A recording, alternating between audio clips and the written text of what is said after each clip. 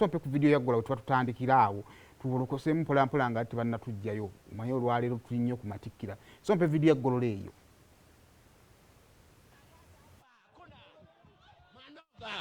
Unatangaza nani kwa usalama barabarani? Kuna matangaza hapa, kuna Mandoga. Unatangaza nani hapa?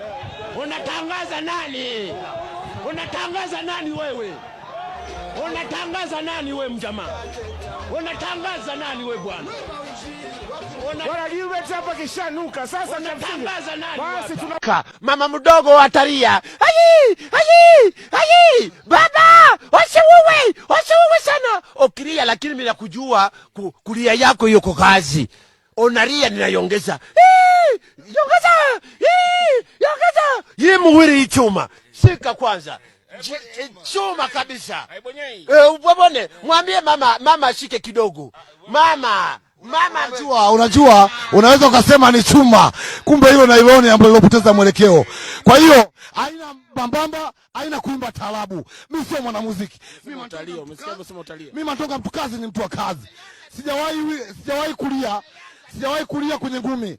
Kwenye ngumi kwanza ukinipiga mimi nakupa pongezi, taifa likujue, na nikupiga wewe toa pongezi. Sio leo unatoka maneno mengi alafu mwisho wa siku ya fight unashindwa kuongea. Ngoja. Mandonga leo nasema huyu anaongea sana. Kweli Mandonga wewe. Kwa taarabu sio kama leo nasema. Sisemi anaongea sana. Huyo ni mwimba taarabu. Mandonga mtu kazi, ni mtu wa kazi. Yaani kawaida iko vipi? Saa hizi ongea maneno na mimi naongea. Alafu tukifika ulingoni. Unatangaza nani wewe? Unatangaza nani wewe mjamaa? Unatangaza nani wewe bwana?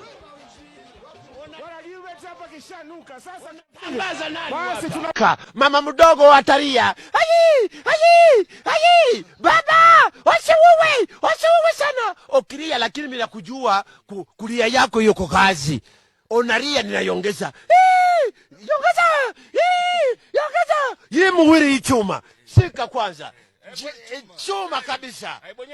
Ubone, mwambie mama ashike kidogo. Mama, unajua unaweza ukasema ni chuma.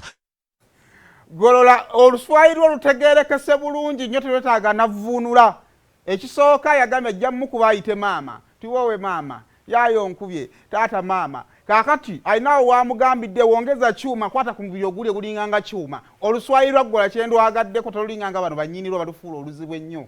Akubye vanachula mu Luswayiri ne lutegerekeka bulungi. Naye nga over the weekend Golola yabadde yadda ina fight Tanzania nga yabadde alwana n'omusajja bwe yabadde alwana ne bamuyita Karim Mandonga. Yes, Mandonga. Tanzania we babadde balina fight era nga fight yagenze okuggwa nga amukubye knockout. Yamukubye ekikonde Mandonga n'anoga ettaka. Era okukakana nga Golola awangudde. Naye akyenjagadde ku Golola mu lulimi oba lulwo oba si lulwo ebigambo by'olinawo bikumala. Yatuuse mu Luswayiri n'asinga ne bannyinirwo. Omanyi tubimanyi wano okituuka kati for example nga nvudde wano oba ngenzeeko tugambe ng'ebweru bya Luzungu omugenyi gwatali lunanyi lulimi gwasirika ennyo. Kakati ye kiyakoze kasa yafunye ebigambo byenga 6. Otatakuwa mama nyabo n'agattamu Oluganda wuuwi yaye. Okakananga Mandonga amulemesezza okwogera. But anyway, fight yagenze okugwa Golola bayira wawangudde. Golola tulina Golola ddi wano lwakuba nti bale kyamukubye ngumi. Mana ekyamukubye ngumi. Ate bujjo Golola mumwogera nti agula abantu be kati ne baba kirina amaanyi mu mukono.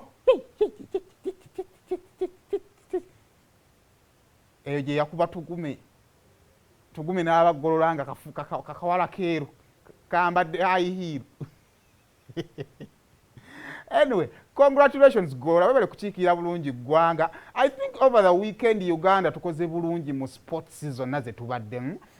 Team ya basketball ey'abawala mwebale nnyo mwebalire ddala. Team ya netball ey'abawala mwebale nnyo mwebalire ddala. Golola Moses, thank you so much. Mwebale nnyo mwebalire ddala okubeera nga mwakiikiridde Uganda bulungi nnyo. Okay, awo tuvuddeyo ebyo nno byabadde Tanzania over the weekend. Kakati I have an observation gye njagala okwogerako kubanga nnyinza okujja enkya ng'eyiseeko. Ebifaananyi bya Grace Khan ne Prince Oma tugenza okumala ku weekend nga bikyandise otambula ne videos ezirabikiramu nga Grace Khan wenywegera ne Prince Oma okweyagala